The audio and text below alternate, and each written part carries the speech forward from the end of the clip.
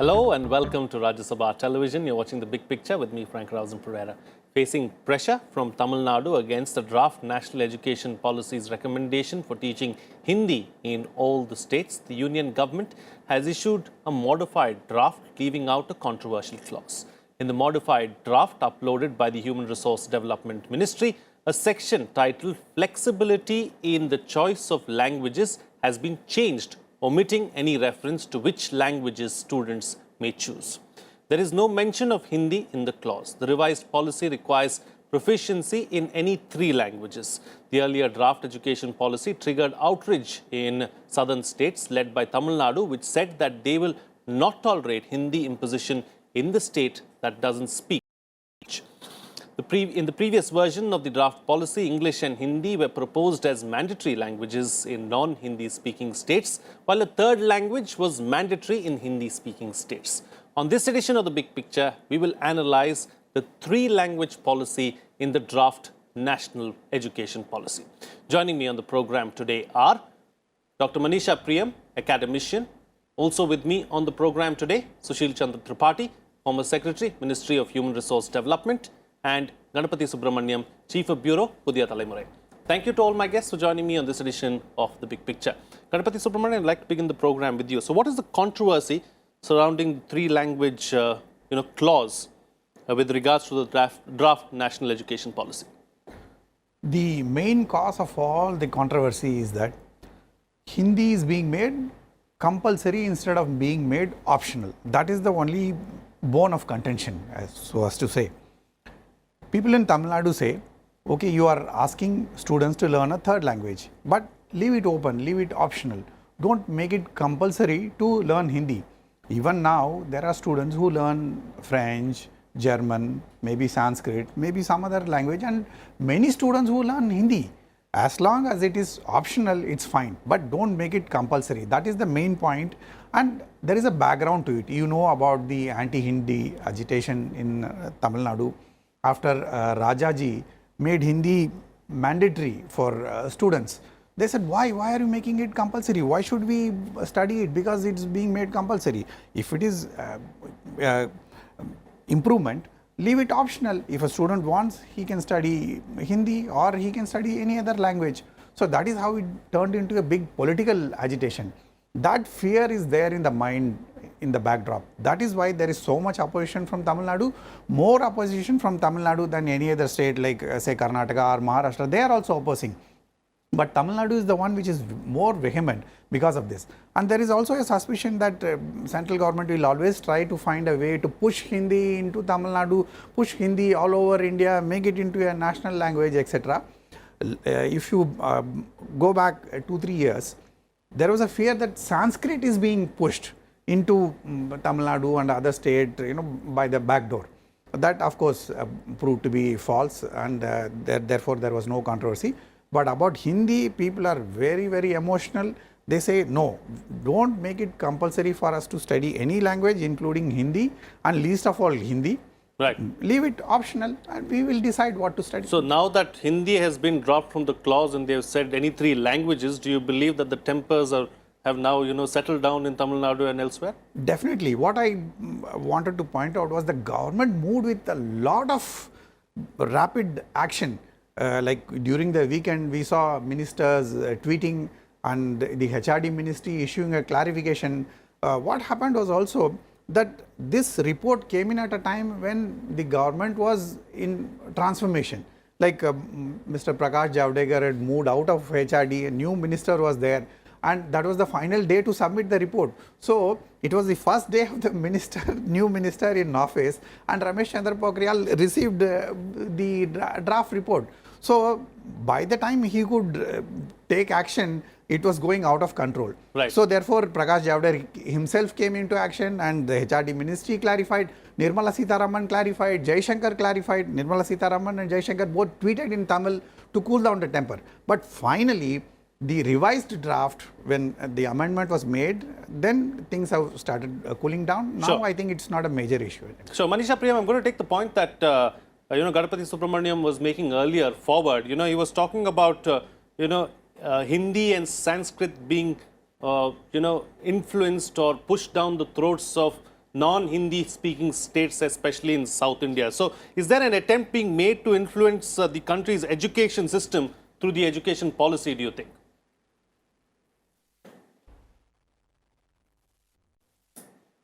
So I think if this is the only, within quotes controversy, then you can realize that this education policy doesn't have too many features which would offend anybody. It's really thinking about how to improve the quality. It's thinking about systems.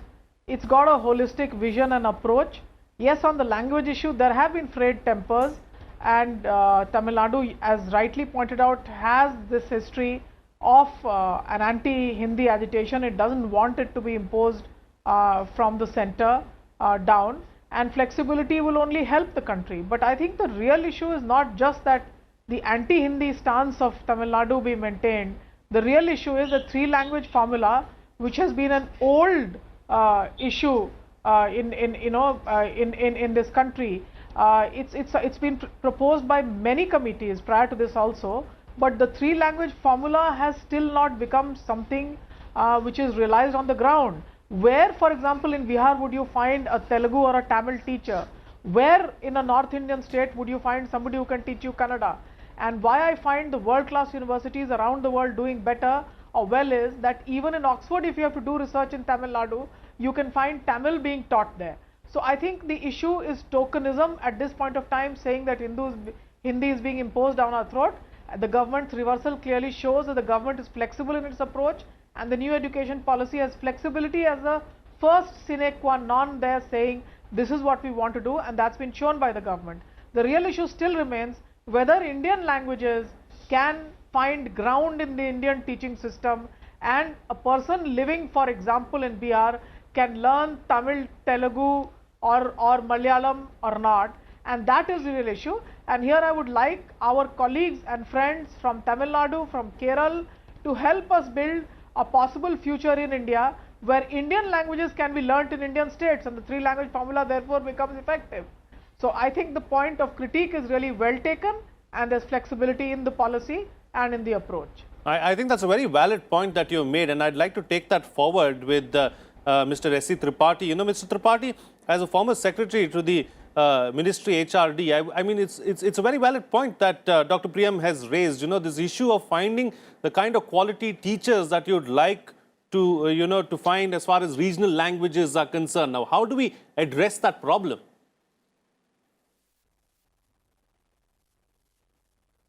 Yes, it's a problem, and you see there are a number of institutes which are specializing in language training, but they need to be more, and like Central Institute in Hyderabad, etc., and particularly for South Indian languages and some Northeast languages, there need to be more institutes coming up so that we can get many good teachers in North India and South India who can teach the languages of South India and Northeast. But the three-language formula, it was started in 50s and 60s, and I used to be a student, then a teacher for some time.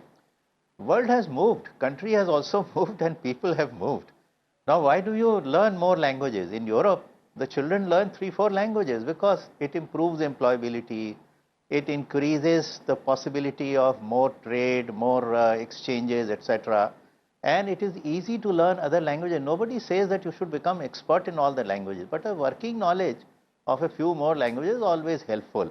And I think the intention must have been just to have working knowledge. And you can pick up any language. Nowadays, the computer is able to translate also one language into the other. The idea is to be good at your work. Whatever you have to do, you should be good at. And in the beginning, if you can pick up more languages, fine. Why do we learn English? Because we have a base of English, and English helps us in our international exchanges. Otherwise, why would people learn English and say that you are still employing Macaulay's system of education? Yes, there were a few things in Macaulay's system which we need not employ, but he left English behind, and English we find useful. There are many other non-English speaking countries who teach English to their children, so we are also teaching English. In India also, if you want to improve your employability, you improve your trade and prospects of business, etc., then 60% people speak or know Hindi, so it improves. And there is no need for the government to impose. The Bollywood Bollywood is promoting Hindi in such a big way, and many people have learned because of that. So it is not important that you learn Hindi. You can learn any other language. To the extent you have more fluency in more languages, it is better. Right, I But think that's a valid agree point. that this is a peripheral thing in the new education policy. We should move on from this to substantive issues of the new education policy. Absolutely. Absolutely. All right. So, Aditi Tandon, senior special correspondent of the Tribune, joins us on the program as well. Aditi, so what's the latest, as far as this three-language formula is concerned, we've got a clarification as far as the government is concerned. They said any three languages. Now, any three languages means English and two regional languages, or is it English and any two other languages? It can be French, German, or whatever it is. As the experts have just pointed out, that the idea is to improve the inclusive character of linguistic civilization of our country. So the government and its ministers have now clarified that there will be no imposition of any language, Hindi in this case. And as the other expert was just pointing out, that the three-language formula dates back to 1968, when the National Policy Resolution around the education policy was first drafted. India was still a very young country. We were trying to bring different populations of different states together. But as Mr. Tripathi said, that India has moved on, and now the ministers have said that imposition of Hindi will not be done, which clearly means what, Frank? It means that for the non-Hindi speaking states, it will perhaps be English, the mother tongue, and any language of choice for the children.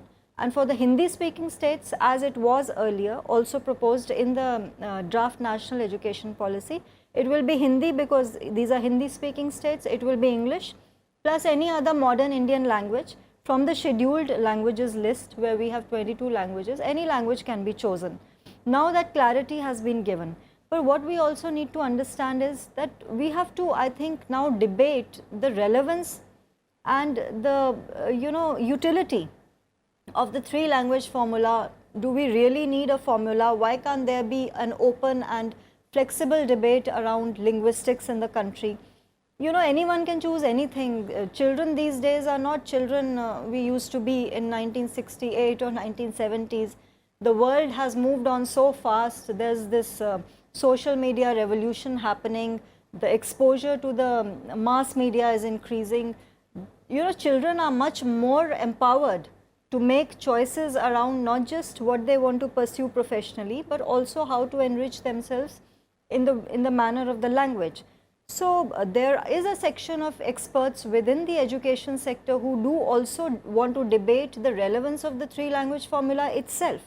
If the question is of options, Frank, why have a formula at all?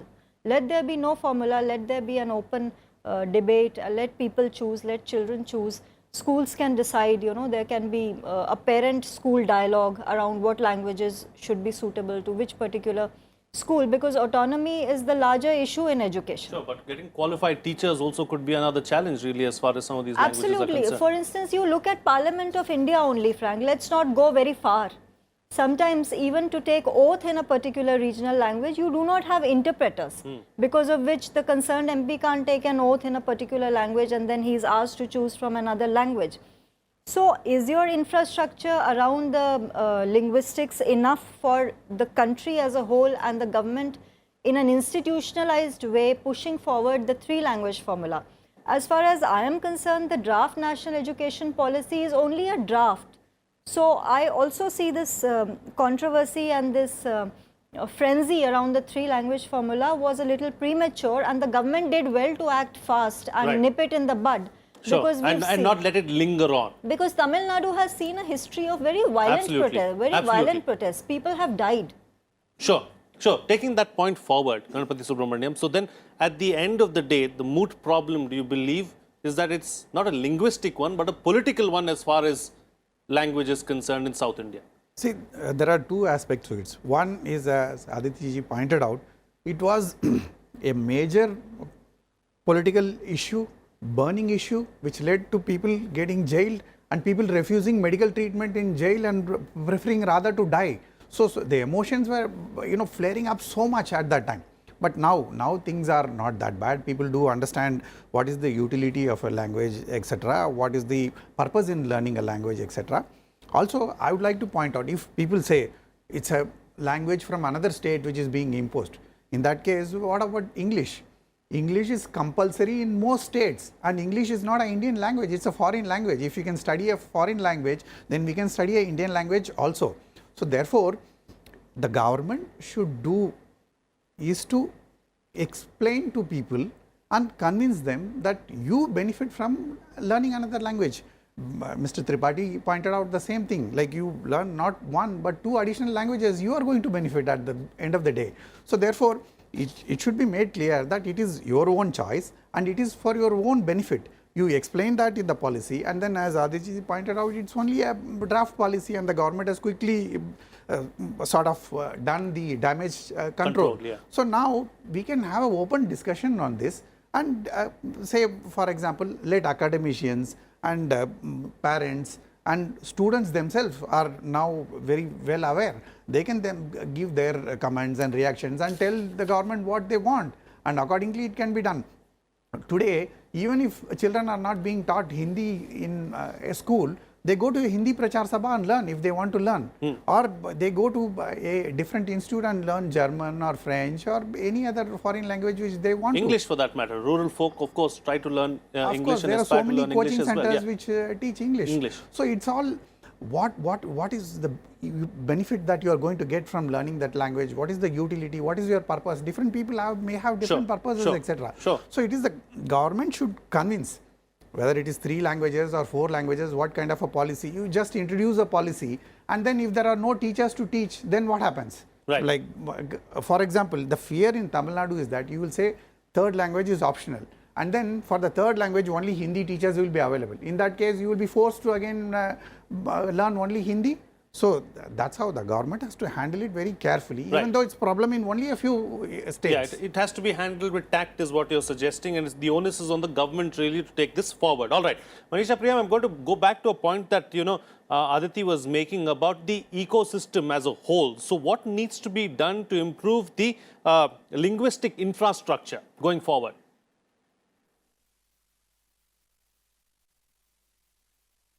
So one of the most important things to be realized is that the era that Ganpati ji is talking about, the era of politics around imposition of Hindi, etc. in Tamil Nadu, the anti-Hindi agitation and people willing to die, is the era when the states in India were being organized on linguistic principles.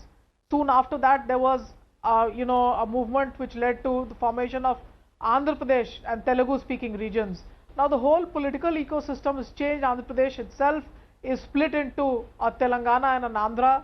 The broader reorganization of states principles now, as you can see, the formation of an Uttarakhand or the formation of a Jharkhand has been on the basis of the issues of development or underdevelopment or long held demands of people. So the entire political ecosystem has changed. Now as far as the language policy is concerned, there is a lot of demand to learn even Indian languages. For example, I am aware that students of mine who get on to the national law universities, etc., and if they want to practice in certain high courts, they need to go and learn that language, because high courts are practicing in their own languages, and there they find it very, very difficult, because they have to not only learn the language, but they have to also learn the legal technicalities. Now as far as the infrastructure is concerned, I think that is where we have failed. Now recognition of the ecosystem also requires the fact, some of the research that we are doing in Delhi urban slums, you will be surprised to know that children are listening to Korean pop and they are also picking up Korean. So if we will not provide as academics or as government or as intellectuals the bridges with which children can become multilingual individuals, children will find their own bridges, and those bridges will not be, they'll be somehow the makeshift bridges. Now good bridges are different from makeshift bridges, and I think that is what is the job of the government or the academia at this point of time. And I think the language learning facilities need to be enhanced much more. They need to be provided on a flexible basis. What of 3 if Indian children, let us make a model of the fact that some children may want to neither have Hindi nor English, and they may want to learn 3 Indian languages. So that's the ideal that we should be moving towards, where children use the learning environment to increase their competencies in model sort of ways. Now, digital revolution that you are seeing is also a form of language. So, children need to learn many languages. With that, they will be able to understand the many different codes with which communication is used, information revolution happens, and that's the frontier. The frontier is of multilinguality. The Right. frontier is of great interstate mobility within India.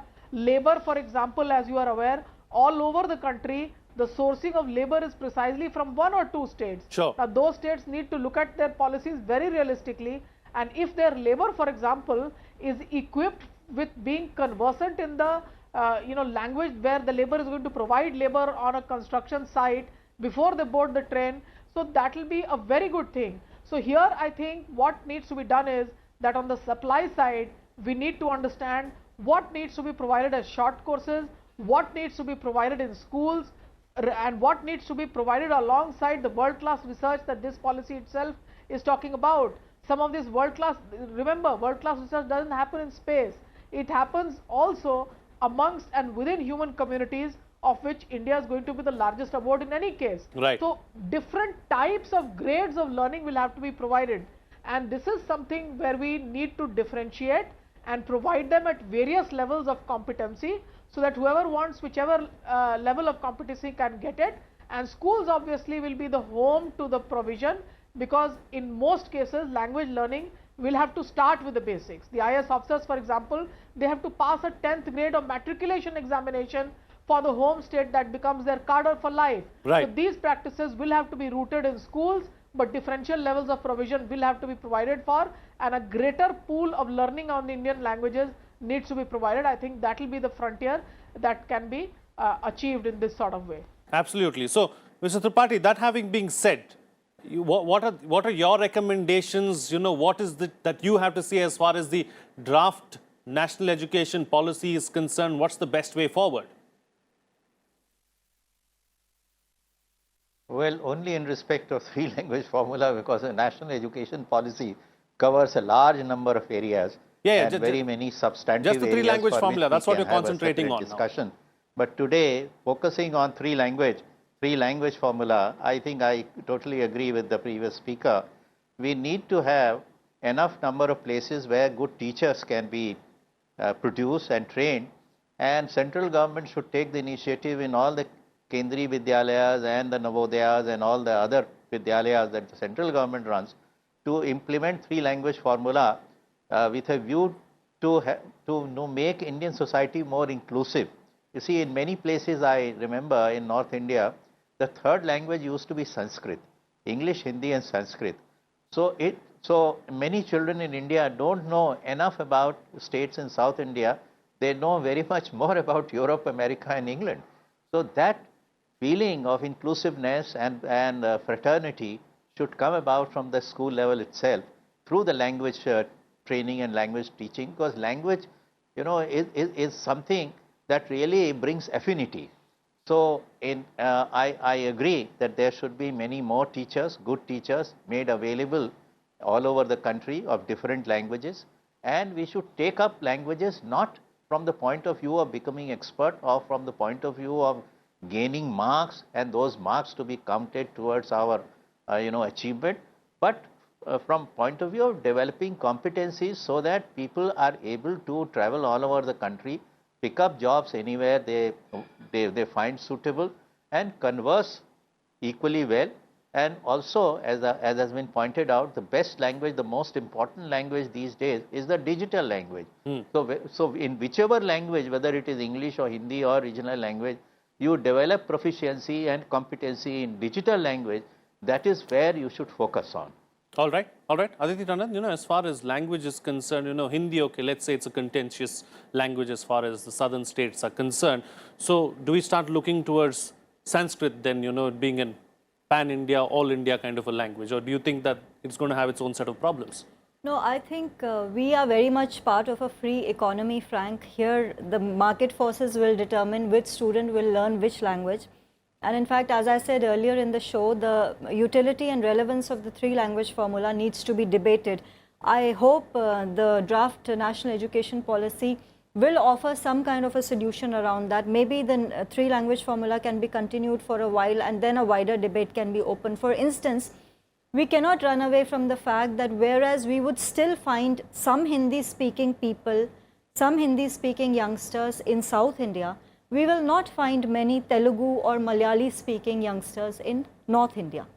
So that divide continues to exist, and therefore has the three language formula delivered its original objective? Has it or has it not? Is it wise to move forward with it? And also I just need to make a very short point here.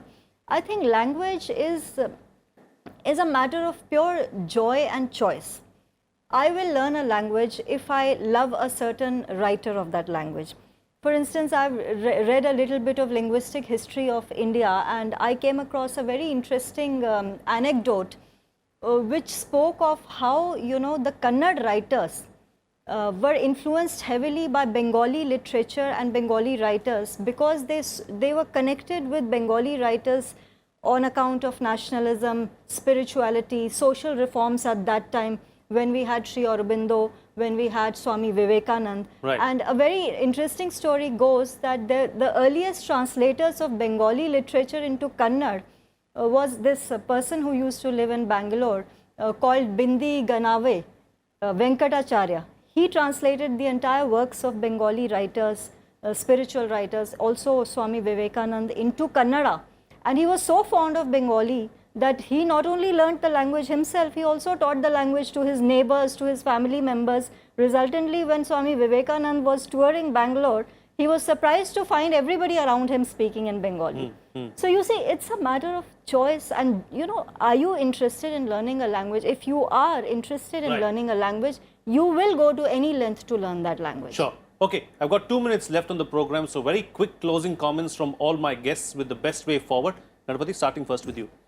I would agree with Manisha ji that the infrastructure should be made available. Suppose somebody in say Bihar wants to learn Malayalam or Kannada, where are the teachers? They should be made available. And similarly for all other states also. And more importantly, people from one state now go and live and work in another state. What about their children if they want to learn their mother tongue? What is the provision that's being made? Sure. Manisha Priya.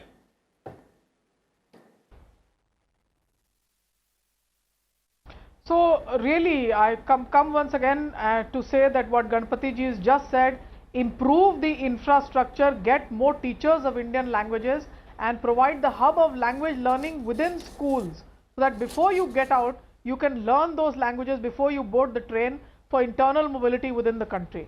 All right. And Mr. Tripathi?